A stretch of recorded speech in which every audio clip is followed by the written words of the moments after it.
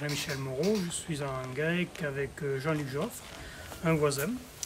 On exploite 150 hectares et on a 110 vélages. Nous sommes naisseurs-engraisseurs en JB de 18 mois, génisse lourde de 28 mois et bien sûr nous engraissons toutes nos vaches de boucherie. Jusqu'à présent, l'objectif du méthane, c'était d'assurer une récolte pour passer les étés difficiles, c'est-à-dire disposer d'un silo en plein été, sans avoir besoin de taper dans les silos d'ensilage d'herbe. Et au final, on s'est rendu compte que, peu importe, c'est toujours du stock disponible et du stock de valeur. Quand je dis de valeur, on l'utilisait principalement pour les vaches, pour le troupeau de souche, les vaches ou les génisses.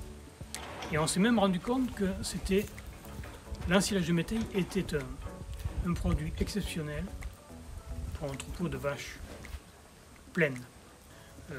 Le fait de faire quand même des surfaces conséquentes de métail, c'est-à-dire 20 hectares de métail en sec et une quinzaine de métail en ensilage, on achetait toutes les semences de protéagineux, avec à la clé une facture quand même non négligeable.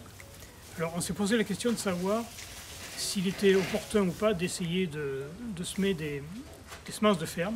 Quand je dis semences de ferme, c'est carrément de piocher dans la cellule du métail récolté pour ensemencer les parcelles qui seraient destinées à l'ensilage.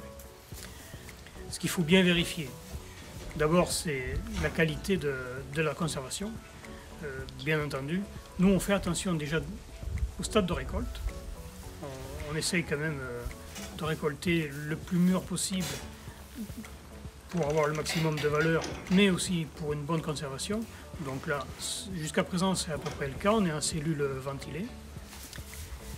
Et on s'est dit l'année dernière, a priori, on a toutes les variétés disponibles, avec des graines entières qui ne soient pas écrasées par la moisson, par la batteuse. Et comme on ne fait pas les choses à moitié, eh bien l'année dernière, on a semé pratiquement toute notre surface avec de la semence récoltée les quelques mois précédents. Il n'y a pas d'écart en fait avec un mélange qui est préparé avec de la semence achetée. À la récolte, au niveau rendement, je pense qu'on a très peu d'écart. Donc, a priori, ça vaut le coup. Alors bien entendu, c'est la première année où on le fait, on est tout à fait satisfait.